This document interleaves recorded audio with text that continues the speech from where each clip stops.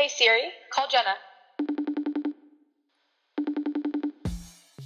Hey friends, ambitious souls, welcome to Sorta Ambitious, the podcast where two moms navigate the chaotic yet beautiful journey of motherhood and entrepreneurship. I'm Shannon. And I'm Jenna. And together we're your dynamic duo diving into the real, unfiltered tales of balancing diapers and deadlines. Whether you're juggling nap time, creating content, swapping parenting hacks, business tips, Sorta Ambitious is your go-to space for all things mom life and entrepreneurship. We're not claiming to have it all figured out, but we're here to share our stories, passions, and the occasional chaos that comes with running a business and a household.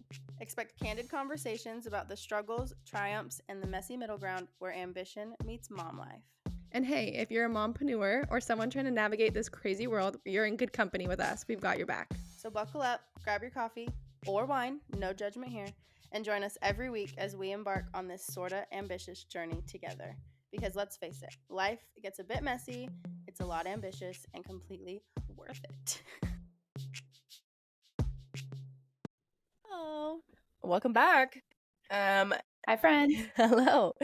We're just going to jump into our high, our business high, starting on a positive note, a little negative. Sorry. My mom, I'm going to start with my mom. Hi. I'm just really, like, that's literally what I wrote down. Like, grateful almost feels honestly because it has taken so much time and so much like effort to find good ones. I feel like is fully what our episode is gonna kind of be about today, but yeah, that's nice. Is that I feel like I have a few really are just like making my life a little bit easier these days. So yeah, right. That's so exciting. I just actually texted Amanda Sawyer from this episode. Shout out Ginger Roots. If you didn't watch that, listen to that episode. Shout out them. And there was like Shout videos of people in Texas doing fun summer things, and I'm like, going to summer. Texas My mom trip. high has been that we solidified some summer plans for ourselves, not only for our family and like trips, I forgot but that you live in so far. Also things for my son. So we are in like swimming lessons. We're going to start a soccer team, and that just feels so fun to look forward to. I also feel like I'm just hitting mom mode, you know, like being a soccer mom has been an ultimate dream of mine. So that feels amazing. Wow. Yeah. Yes. You I have a business. Yes, absolutely. I need to make sure she has all her Come content. back down to the South. The football players I'd love to see you in the South. Yes. So fun. Also, just shout out to Vic for being sweet. My business is so silly, but it does bring me a lot of joy. My husband, if you guys are listeners, is a football coach for college, and he recruited me to be like a little summer assistant for him. He wants to put together this I am just so sprint and like running camp essentially for his football players to he just feels as if they never got true like running form, running knowledge, speed form, and he's like, I just like could really change their game. And he came to me and he was like, I would love if we could tag team this. And if you guys don't know, I went to college, ran track and field. I've done sports my whole life, but like teaching sports and teaching fitness is so fun for me. And so I just literally hit the ground running. I think he told me on Tuesday, and I've already written like 4 weeks out of the 7-week program, and I'm so excited, and it's going to be fun. I think I don't know how much I'm going to be involved physically, like for the actual days. 5 minutes. Yes.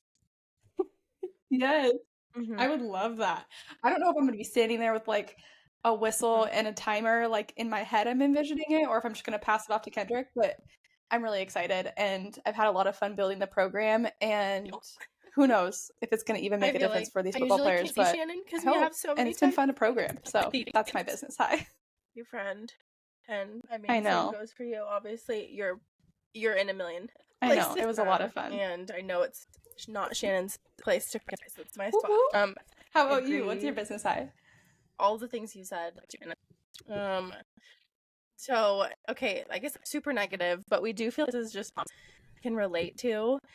And so what we're talking about today is like dating moms. Like nobody tells you that after you have a baby and you are work from home mom or part-time work from home or work out of the home, you have to spend time dating, like figuring out, you know, kind of where you guys are values. The kids get along, the parents get along, and not relationship, like those are just have to, and it feels more like we're together and we're to the parks more often and we're just doing more activities versus like kind of staying at home and, you know, doing things. So yeah, I think we're just Yeah, absolutely. I have 4 minutes. I will say that I have experienced the, like, not probably all scenarios, but a lot of the scenarios as a mom. A stay-at-home mom, a work-from-home mom, a work-out-of-home mom. I've experienced, like, a little bit of all of it. None of it's easy. None of it is easier or harder than the next. They all have their disadvantages and advantages. But, like, a quote-unquote stay-at-home mom that's also working is such a battle because, yeah, like you said, overstimulation, you're pouring into physically so many cups. And I give you so many kudos because I know you're doing it out of the love of your heart. You want to be in those places. And I hope you know that you're doing an amazing job. And I hope you know that Cohen is so fulfilled with you, so happy with you. You're the best mom ever. And don't beat yourself up because you're doing fantastic. And he loves you so, so, so much. I know it's hard. I know it's really, really hard. Yeah, I know it's really hard. I really do. But Cohen is so, so fortunate to have you as his mom and everything that you do for him and everything you do for the rest of the people in your lives. And I know he's so beyond proud of you, even if he doesn't know how to tell you that. Thank you. Thank you. I love you too. Yeah, I feel like the reason we wanted to talk about it today, the whole mom dating aspect, is because it's kind of a necessary evil. Because if you've heard the phrase, like, it takes a village to raise a children, again, we've said it before in previous podcasts, it's not so much for the mom. Or sorry, it's not so much for the kid. The village is not for the kid. The village is for the mom because it's so difficult to raise a child by yourself with no human contact. So it's a necessary evil to date other moms, but I've never had such an issue making friends as I do in the mom world. And so we just wanted to talk about that today. The downsides, the maybe possibly some horror stories, but also hopefully some good sides too to dating moms and that there are good moms out there. We lost you? Okay. Yeah, try that. Mine's still going, so I think it will just tag it right back on too. Yeah. I was going to say, mine just says, make sure she has all apps and tabs closed down. Try to invite her back into the podcast. I was going to say, I could see when it went off and I was talking, so at least we got everything you had to say. Yep. Okay. Perfect. Okay. I'm just going to mark the time really quick so in editing I can see it. And go. So I would love to start with, my gosh, I guess it's okay, let me start over. I would like to start with one of my personal stories. I brought 3 stories to this podcast because, as you guys know, I've moved quite a few times since having my son. And so these people are no longer in my life because I'm no longer in that location. But I have personally had to be the new girl so many times in my life with moving as kids, starting new school, starting new jobs. So I've literally never been someone that has an issue like introducing myself, going out and meeting someone, getting someone's phone number. It is a little bit more awkward at a park with a kid because, I don't know, if let's say the kid's having a bad day and the mom's like not in the mood, it's kind of hard to like, I don't know, make them happy and chipper. But anyways, at this particular situation, I had been going to parks almost every single day with my son. We were typically doing like an 11 to 11:30 time because that's when our day was really getting boring. I guess we weren't doing as much stuff at home, so we were getting out of the house. And I was just getting people, like, no one talking to me. There was no communication. There was no even side chats. It was like they're either on their phone with someone, they came with someone and they're only talking to that person, or they just are like stone cold, no friendliness, if that makes sense. And so I was saying to my sister, like, oh, this is so frustrating. I've been here for months. I'm not making any friends. And she suggested to me, I think you should just try a different time of the day. Like, don't change what you're doing. Just go early in the morning or go late in the afternoon. Just like switch it up. And so the next morning I woke up and we decided to go to the park at like 8 a.m. And lo and behold, my sister's 1,000% right. You know, there's a whole different wave of people. And Mariah is always right. And I walked to the park and I already was in the mindset of like, people in this area are just so hard to get to know, or they're kind of rude, or whatever you want to call them. So I was kind of already like, ugh, I don't want to. And within 3 minutes, this mom came up to me, so friendly. I think the first thing she actually said to me was like, gosh, kids are just such assholes sometimes, but like in such a funny way that my guard instantly went down, because it was like, okay, she's just a normal person. She's not out here trying to be a perfect mom. She's trying to be funny. I think her and her kid were like, you know, bickering about something. So it was just kind of like an easy introduction. And we kind of talked a little bit that first park date. And before I left, I was like, hey, I would love to get your number. She had 2 kids, a little bit older than my son. So I was like, I'd love to get your number. And she's like, I come here every Friday. That's my day off. And so I was like, sweet. And so I made a point to go then the next Friday. And it was middle of summer. And so then it like the splash park was open. My son was loving the splash park. Her kids want nothing to do with it. So we didn't really hang out that day because she kind of up and left. And then really didn't see each other a whole lot for the rest of the summer. And then she texted me and she's like, hey, I just saw where you're living. I saw your car and I just moved down the road from you. Like, you should come over to our new house. And I was like, okay, sounds good. So I go, I take my son over there, and her kids just like don't want to play with my son. And like we mentioned earlier, that's part of the mom dating aspect, is like, even if you get along with the parents so well, the kids just don't vibe. It makes it kind of like null and void, because what are you going to do? Force them to play? So they weren't really feeling each other that whole play date. And so it was a lot of like her kids coming to her being like, Mom, I want to do something else. And my son just like playing independently with their toys, essentially. And then middle of the date, I get a text from her that was meant to go to her husband about me. And I didn't read it at the time because I wasn't on my phone. Clearly, I was spending time with her. And so she sends a text to her husband saying, I can't remember because it was a while ago now, but something along the lines of just like, can you please come out here, like help me with her? Like, it's so hard getting to know her, or something like that. I can't remember exactly, because he was watching a football game like out in their shed. And then I know exactly probably when she said it, because the conversation that we were having turned very like political. And if anyone knows me, like, I'm not going down that road with you. I don't care. Like, we don't need to be political friends. That's not for me. And so I know exactly when she probably sent that message, was because she was really trying to take this like political conversation, and I just kind of kept nipping it in the bud. And then I got in my car, I was driving home, and I see the message, obviously, because I checked my phone when I got home, and I saw that she sent that message. Didn't think anything of it. I was like, whatever, like, I don't care. And then she sends me something like 10 minutes later, like, oh my gosh, I can't believe that I sent that to you. That was for my husband. I'm so sorry. I'm just like so high on mushrooms right now. I just texted the wrong person. I was like, I'm beyond confused by who you are. I'm so confused.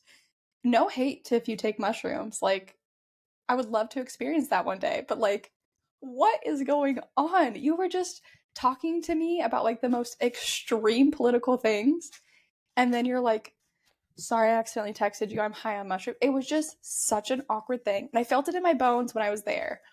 And so I just kind of politely told myself in my head, like, all right, I gave it a good college try. I hung out with her 3 or 4 times. Probably not for me.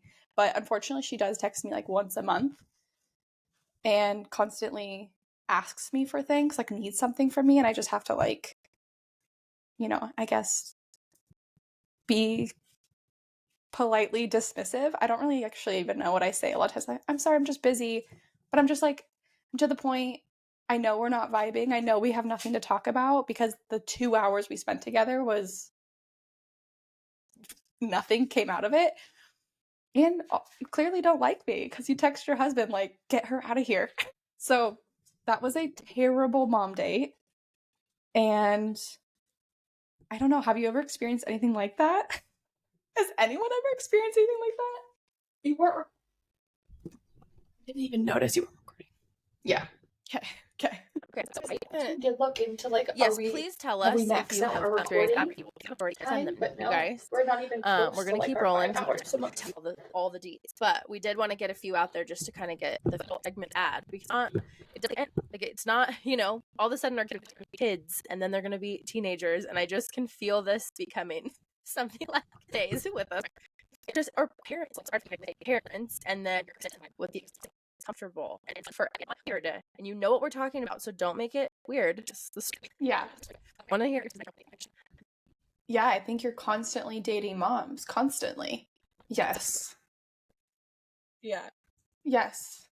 Yeah, no, totally. I actually was because again, I think I screenshotted it. I'm gonna try this to normalize using words like it's and something along the lines of friend. Like you don't have anybody is your friend, and you guys, those words coming out of my mouth, I know. I'm pretty sure I start every single video with "Hi, friends." That's just is to reflecting on that and understanding that how it. This one I'm gonna keep a little bit more vague. I but wish I younger. This one, that's just I feel no ill will towards this person at all. It just is something that I'm struggling with. And I guess not okay struggling with, just constantly coming up with now living in the South. That makes sense.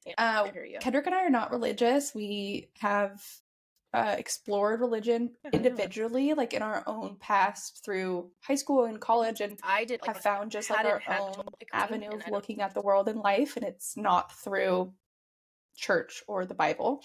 And living in the South, that is a very different way of life, obviously. Like every person you meet, they will ask you what church you go to.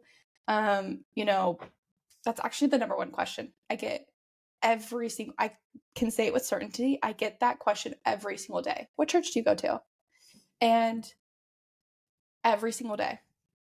And we're constantly like, it's 50-50 on when we say like, oh, we don't go to church, if someone's like, okay, or it's like, oh, like they clearly have a feeling about that. And it's interesting because I've obviously have friends that are religious in other areas that I've lived, but it's just not, it doesn't change their perspective of me. Like we're still friends regardless. And I know they go to church. I respect all that about them and they respect that about me. But here it's clearly like a issue. Anyways, not an issue, a thing. Anyways, this friend that I met, same thing, like maybe hung out a time or two, good conversation, easy person to be around, definitely not my Jenna, I'm not like, I'm really quick to know if someone's going to be a lifelong friend or not. I've always been that way, but such a nice human, and I really enjoy. You lock him in. Jenna locks him in. Well, I've moved a lot in my life. I've also been burned a lot in my life. So I have no issue being friends with someone. I love friends, but like I quickly know if someone and I are going to like, or if our hearts are going to bond, or if we're just going to be like good acquaintances that can hang out. Does that make sense? Yep.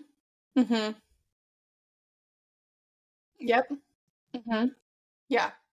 I just feel, well, I don't know if this is self-centered to say. I feel like both of us have really, really big hearts, and I don't ever want it to come off like I don't love people. I love people, but I do so much better pouring 110% into 3 or 4 people.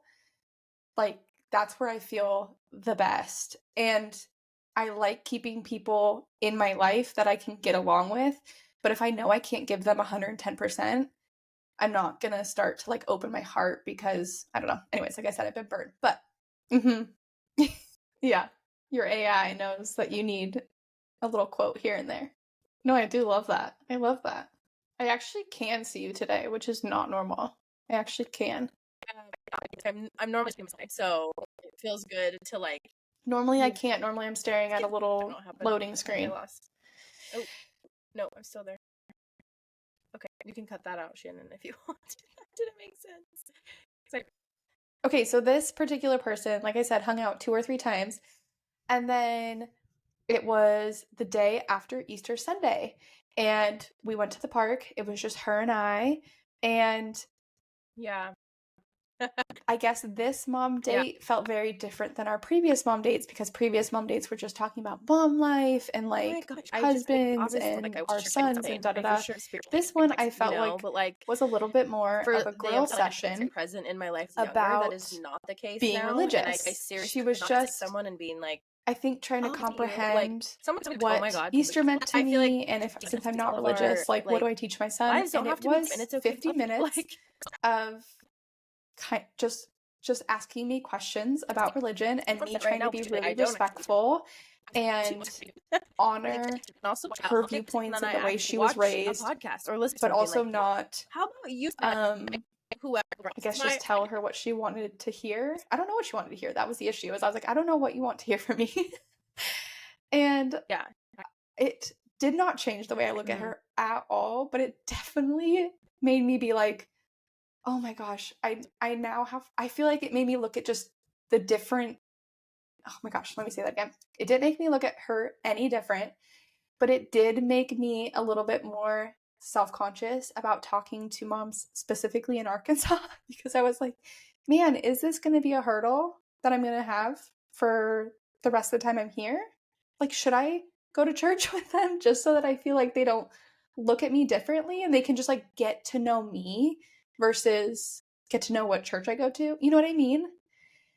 So, and then of course, like a week later, I'm at the park and there's this awesome mom of 4 crushing it, killing it with her kids, like just doing it all. And as soon as I said I don't go to church, she was like, oh, okay, it was nice to know you, or nice to meet you. And I was like, cool. So it was a little bit like discouraging. Yes, I know. Well, 1,000%. Well, and even you and I felt like early in our relationship, we sat in each other's cars several times and had like really deep conversations where you came from with your religious childhood and I was like, here's where I came from. And we had such beautiful conversations, no judgment. We just like got to know each other. But also, I swear that down here in the South, if I say I don't go to church, they think I mean like I'm atheist. Not that they don't think that I can be spiritual in another way. They just think I don't believe in God. And I'm like, yes. And just because I'm not like Christian or Catholic or whatever does not mean I'm an atheist. That is absolutely not what I am. And it's kind of mind-blowing because, like I said, when I was living in, the West Coast, Oregon, Washington, Montana, all those places, I never got that question ever, but I absolutely had religious friends. Like, I had Christian friends, we had Muslim friends, you know what I mean? Like, absolutely had friends that their religion was a huge pillar of their life. But not once was I ever put in the position of just like, oh, I can't be your friend because we don't align that way. And honestly, to be perfectly honest, anywhere but here, I've never even had a political conversation with a mom. This is the only state I've ever lived in that I've had a political conversation with a mom. That's never been an issue for me either. You can believe what you want to believe, and I love that for you, even if it's different than what it is for me. Like, that's okay. I can still love the human you are. And yes, if you make outright things that I disagree with, then maybe that's where we differ.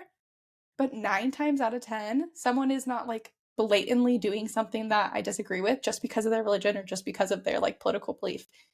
Never been an issue for me, ever. Got it. Sorta. It has been. I think, well, no, I don't have to tell another story, but maybe do you have anything you want to like input as far as suggestions, advice? Okay. Oh, lunch. Okay. My sister-in-law is getting induced on Monday and I'm so excited. And then we planned a trip to Utah in June, so we get to meet the baby in June. I'm so excited. Yeah. Yes, Chelsea. Duh. No, she's getting induced on Monday, but we get to meet the baby in Utah because we're doing a trip together in June in Utah, and their baby will be they'll be April, May, June, not even 3 months old, and Brayden didn't even meet Khalil until he was like 9 months old, so I'm so excited. Okay, my son is. You still there? Yes. Oh, sorry. Uh-huh. Yeah. Yeah. Mm-hmm. Oh. So triple. Oh, Nicole from Burn or from Corvallis? I haven't thought about her in ages. Mm-hmm. Mm-hmm. Yeah. Yeah. Yeah. Yeah. Yeah. I remember someone just like that actually at Corvallis, same exact thing. She's like, I'm not going to do high fives. I think it was when we were still doing a free week trial, so she technically had like several days, and she's like, I'm not doing this. I'll finish my trial, but like, I'm not doing high fives. And I think I said the same thing as you. Like, I completely understand it's 100% a thing about burn. So you can definitely communicate that to people and say you don't want to give high fives, but they're not going away. And then a year later, she is like the most energetic person out there. And she came up to me probably a year later and was like, I know how I was when I first got here. And she said, I was an introvert. Do you remember Millie, actually? Little, short, tiny, such sweet Millie. And she's like, you guys have got me out of my shell. I'm so much more confident. Anyways, so she like was so hard the first day, and then the 1,000% came around. But also, I will say, I have so many horror stories from Lake Oswego because every person at Lake Oswego was just like that. So difficult, so snappy, so rude, like constantly in a bad mood. Everyone was like that. And I remember like saying to Meg several times, like, I don't know if I'm just off my game when I come here or what, but like these ladies are a different breed and it's so not fun. Yeah, get you guys up to speed, but just like come in with good vibes. Well, I do remember actually Megan and Alan, I remember them going on the members page. It was over quarantine too, though, so I think it was for a few other things. But I remember them going over on the member page and doing a live video and being like, I want you to remember that our staff are still humans and you guys need to treat them with respect, and you guys need to like, you don't need to bow down to them, but like you do need to talk to them like humans. And of course, like the 4 worst people aren't even on Facebook, so they didn't even see it. So I'm like, they're still going to come in and be bitches, And also I remember one of them so mean, so rude, and I was at my wit's end. She came at 5 a.m.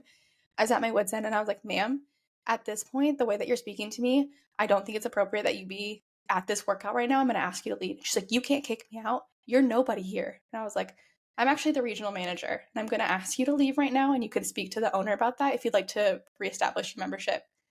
Then she went to Meg and she apologized. She never once apologized to me. And I trained her multiple times. And she was like, we won't have a problem today, will we? And I was like, that's on your decision to make. Like, I'm here. But it's the only time I've ever pulled that card. But I was like, actually, I'm the regional manager and I'm going to ask you to leave the building. Yeah. Yeah. Because you're not coming back. Like, leave and touch me.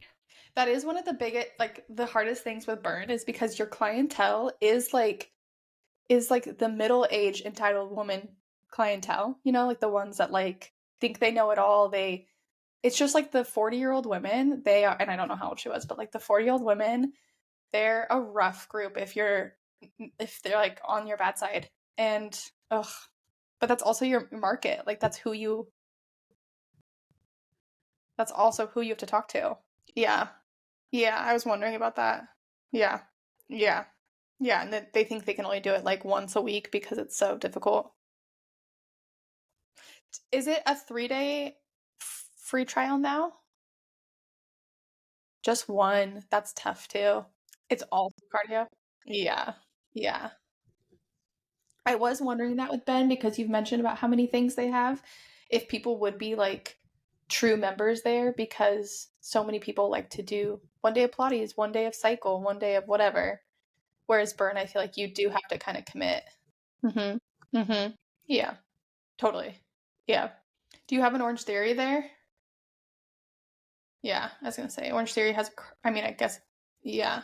I was gonna say, I feel like it is very different from things that are out there, but at the same time, I think people are they're like, they get into they assume all places are the same. So they assume, like, I'm just gonna do a day here, day there, day here, and whatever.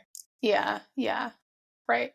Ski season is in the spring, yeah, or the good ski season is. Yeah, yeah. I mean, I feel like you are gonna see something totally different than what you saw in Corvallis, and I think she's gonna see something she totally different than what she saw in Eugene. But at the same time, if it's the same thing everywhere, if you guys can build up a good like OG group, that are so happy and so hyped about it, then that's what's gonna work. It doesn't matter how much marketing you guys do. It's just if people talk about you. Yeah. Mm. Yeah.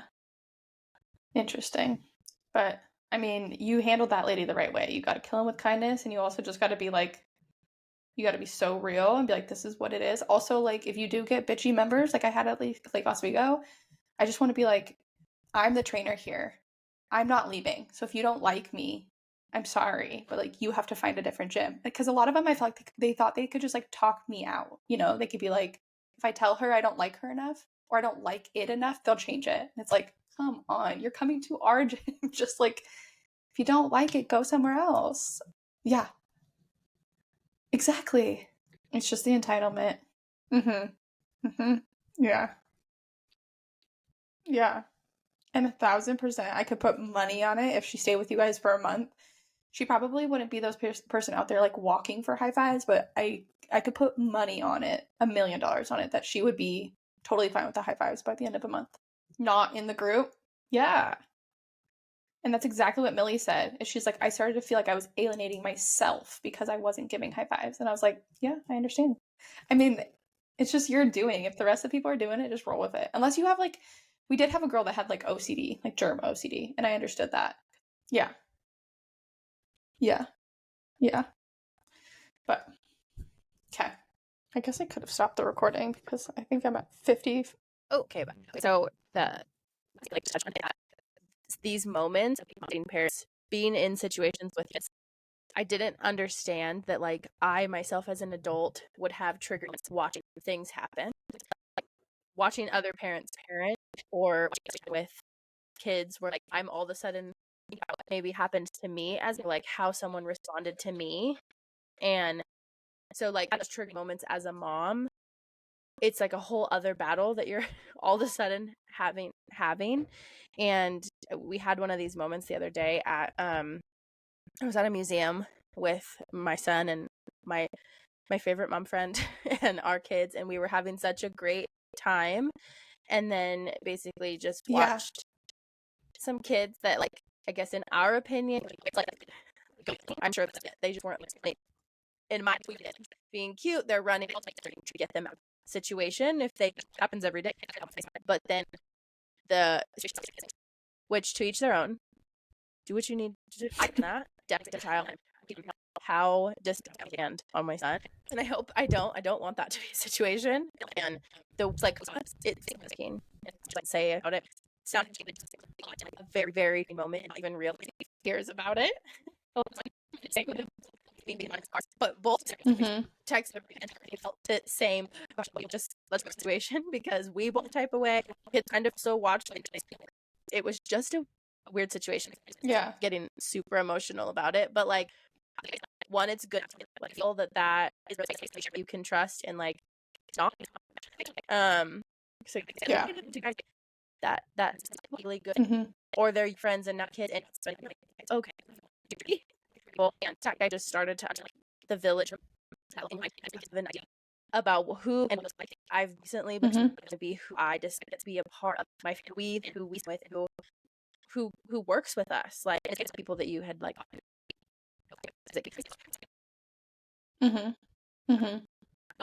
say so we were together this in the same mom. Yeah. Yeah. Yeah. Yeah. Yeah. Yeah. Yeah. Absolutely. Well, I was going to say spanking is a huge thing in the South as well, and we also don't do it. But the other thing I'd like to tag on that is I would also encourage you to give a mom or a friend like more than one opportunity to show who they are to you, because as a mom, we all have bad days. And again, not that I'm condoning what that person at the museum was doing, because my heart also breaks for kids in those situations. But I would really hope that that's not her regular routine. Yeah. Okay, well, the dad, I hope that's not his regular routine. But I also have seen moms, blow up. I've also been a mom that has fully like picked up my kid and walked off of the park with a meltdown because that's what we needed to do in the moment. And I'd hope someone would give me another chance to be like, yeah, I don't just always pick up my screaming kid and leave, but sometimes I have to. And I don't condone violence on a child. But oh God, I just also hope that sometimes parents, take a good hard look at themselves and recognize where they need to heal their trauma and where they need to handle their emotions, and where their kid is just being a kid. And oh, yeah, breaks my heart. But I agree with you. You have to analyze your village. You have to sit there and think about who you want to bring around your children, because that's huge, because they're also going to see everything that you see, just like you said. And you don't have to be everyone's cup of tea, and your people are not always your cup of tea, and that is 1,000% okay. There is millions of parents out there. There are millions of kids out there, and you can wait to find the one that you vibe with. And like you said, you and your mom friend vibing like that and just being on the same page, it makes you feel safe around them, and around your kid, right? You want your kid to be safe around people too. So that's all that matters. But that was our little touch and topic on mom dating, mom friends. Again, we would love to hear if you guys have any maybe what's it called, like Cinderella stories where it started off bad and became beautiful, or if you guys have any mom horror stories, we would love to hear it. You can either email us at sortaambitious@gmail.com, or just put it in the question box if you're listening on Spotify or Apple Music or whatever. We appreciate you guys listening to this episode. Jenna is saying yes and nodding along with me, even though our recording has stopped. But we love you guys so much for listening, and we'll catch you next week. Bye, friends. No, I'm just going to edit your voice in, because I think I can copy some things. Sorry, my son is also... That's a wrap for today's episode of Sorta Ambitious. Thanks for joining us on this roller coaster of momhood and entrepreneurship. Remember, life gets hectic, and we can't promise to drop an episode every week, but we will certainly try